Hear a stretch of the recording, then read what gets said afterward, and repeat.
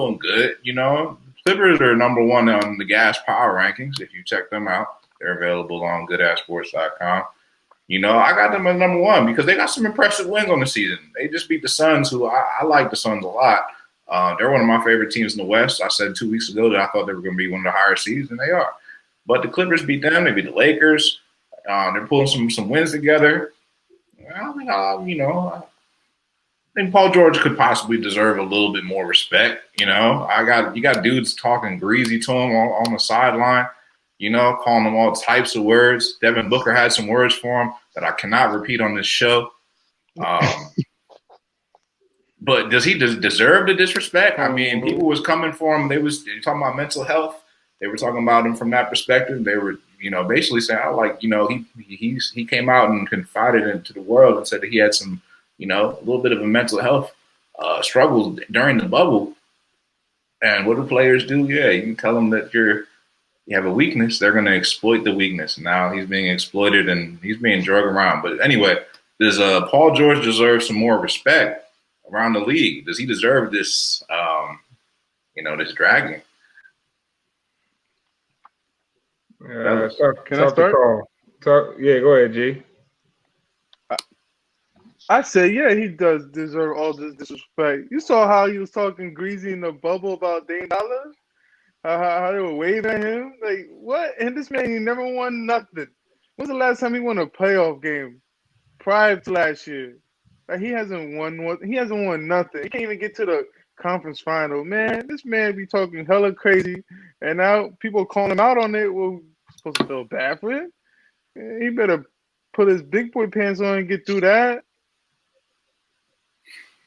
Yeah, that's facts, bro. That's facts, bro. Hey, you missed the worst thing he ever said too, and that's when he referred to his season with OKC as his MVP season. But to me, that's the only flagrant foul he ever committed, man. I don't got no problem with Paul George, but when he called that his MVP season, when he did not win MVP, and I believe he finished like third, so you didn't even finish second, I don't think. And you calling it your MVP season, man? I think Paul George is a dog, though.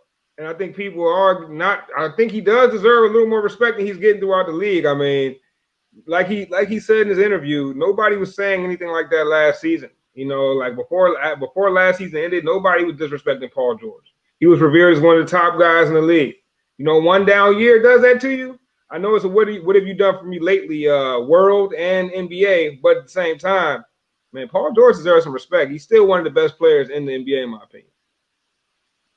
Yeah, man, he definitely deserves a lot more respect. Yeah, but go ahead, G. No, but I'm saying though, like, you talking about another guy like Devin Booker. You don't think Devin Booker and him are like the same kind of players? I take Devin Booker over Paul George personally. If I'm building for the future, I take Devin Booker over Paul George. But if I'm trying to win a championship right now, I'd probably take Paul George over Devin Booker. But no, what I asked was, do you not think they're the same caliber kind of player? Definitely. Yeah, they are. Yeah. So it's the same caliber kind of player disrespecting the same kind of guy. Like, all right, if it was a bench player, then I'd be like, all right, my man's bugging out. Someone need to talk to him. But you're talking about the same caliber kind of player, calling him what he called them that game. Like, all right, gotta toughen up, and they won the game. So like, he got the last laugh. But yeah, like he can't go out there thinking that he's some kind of LeBron James kind of player. Yeah, that's a fact. He's definitely not a Bron. He's definitely not a Bron. He never had getting paid money. He getting paid the kind of money. He getting paid the kind of money. He getting paid more than LeBron. So that's a good point, T. T makes a good point. That's what kind of what I was alluding to a little bit, man. Like Paul George is, in my opinion, he's a higher level player than Devin Booker to this day. Don't get me wrong, Booker has a higher ceiling, but if I'm trying to win, I wouldn't say I'm rocking with Paul George. Yeah, that's the best way to put it. I wouldn't say PG is better. If you're talking today, yeah, but Book definitely has the higher ceiling. I think PG does deserve a little bit more respect, but I think he's got to go out there and earn it. Like you just said, he had a down year last year. He spoke on what happened with him in the bubble or whatever. Get your confidence back and go out there and prove it. Earn that respect. If you don't want people talking to you like that, there's really only one way to get them to stop. Yeah, I agree with that. And there's a difference between Booker and Paul George, though. I mean, because Booker's been in the league now, what, 3-4 seasons before this? He's done nothing with the Suns. They've been a bottom feeder. Last year they flirted. With playoffs, right? I don't think they made it. They flirted though. Paul George in his 4th year, I believe he was taking the Pacers, to the playoffs by himself with him and Roy Hibbert. You know what I'm saying? Like, I mean, Paul George is certified, bro. He's a certified dog. It is what it is. And I'm not saying he's great right now. He's not great, but I mean, he's still a high-level basketball player, and I still give him the nod over a guy like Devin Booker, who's nice, hella potential, unproven. Let's not make this conversation a Paul George or Devin Booker conversation. That's not the conversation. The conversation is, does Paul George deserve more respect, or does he deserve the disrespect? And I'm going to answer my own question, because I think he deserves every bit of the disrespect that he's getting from the league, from the fans, because like he's been doing like whole things, like I can't say it no other way, but like, like you go on podcasts and you go blast your former coach, and then you just be saying like, oh, well, it's the system, it's the reason that I wasn't doing so well, it's because of the system. And then you point the fingers at other folks. Like, that's why Doc Rivers out here flourishing, because he's like, man, he dusting his shoulders off all that nonsense, man. All that drama that you was bringing to the team, PG. You know what I'm saying? Like, own up, man. Stop playing around, making excuses. Nobody want to hear all that. You just go out there and own up and make your game do the talking, bro. That's what people want to hear from you, bro. That's what KD do. That's why I don't even want to talk to the media no more, right, KD? One word answer. You don't got nothing to say. Say it on the court, bro. That's how I feel about Paul George. That's why I feel like he's getting run through the mud, because he out here looking like, looking like Dre from Power, just yappy. Like, stop. That's just my thing. So I think he deserved to be getting a little disrespect, like, and he getting paid. So like, he getting paid, he getting paid the big time cheese, like top 10 in the league right now in terms of salary. So with that comes a price.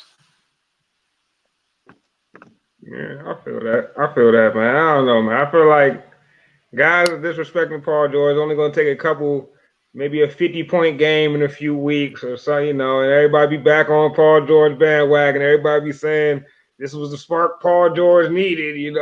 We'll see. We'll see how it unfolds. Let's not forget, Paul George was on the team last season who many of you all had favored to win the championship. Many people on this very panel had picked the Clippers, to make the run in the West.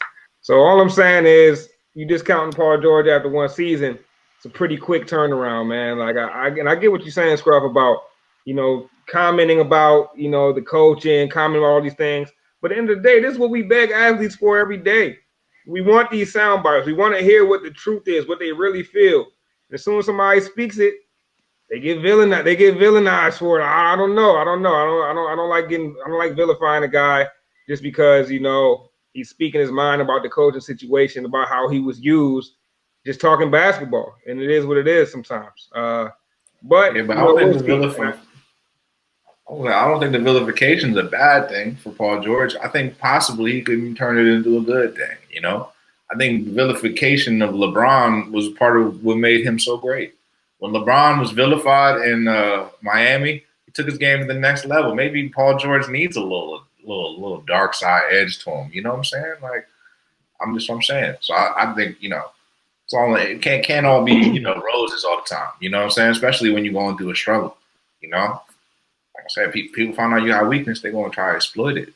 It's just like when Markelle Fultz was going through the yips. They're backing up off him. All right, go ahead. But what is that weakness from Paul George, though, that people were trying to exploit? Like, what are you saying when people find out you have a weakness? What's the weakness that people have found out about?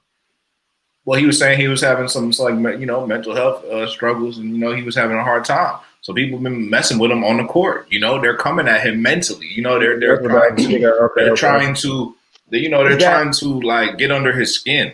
Is that fair? Is that fair? I mean, I agree with you. It's definitely part of the game. But if a guy, in today's world comes out and speaks on his mental health issues, is it fair for them to come at him like that? If he's having struggles off the court, is it fair to bring those kind of things up on the court? it's as fair as he deserved to be applauded for it, which he was. People are going to find ways to exploit your weaknesses. It is what it is, bro. It's sport, right? If you that's what you do. You strategize against people's weaknesses. You know what I'm saying? People trash talk on the court all the time, bro. Gary Payton, like the glove, like this is what dudes do. You know what I'm saying? Like it's what it is. What it is. Jordan, what are trash talkers in the league, man? Trash talking is part of the game, man. I agree with you on the trash That's talking. how it was. I think PG definitely deserves a bit more respect, and you know, if that's how people are coming at him to get to beat him, then that shows the talent that he holds and the respect that he should be given. Yeah. Nah, Pete, I got a feeling that Paul George is gonna prove a lot of people wrong in these coming months, man. I got a real good feeling about that. I'm not counting Paul George out. I think that last season he was on a team. Well, first of all, speaking about his mental health struggles in the bubble, I don't know how deep those mental health struggles got. I don't know how much he elaborated on into that. You know what I mean? I'm pretty sure a whole lot of players in that bubble had some mental health struggles. You know, I'm 100% sure about that. Whether how drastic, how serious they were, who knows? And I'm not sure when he was speaking on that how drastic, how serious he was talking. But what I do know is that last season Paul George was placed on a team. It was their first year. It was their first go around together, right? You got Kawhi Leonard, huge personality, you know what I mean, huge persona coming to the team. Paul George, they teaming up. Doc Rivers, you had a whole new thing. So by the time the playoffs came around, these guys still getting to know each other. As much time as Kawhi missed, much time Paul George missed a little bit of time.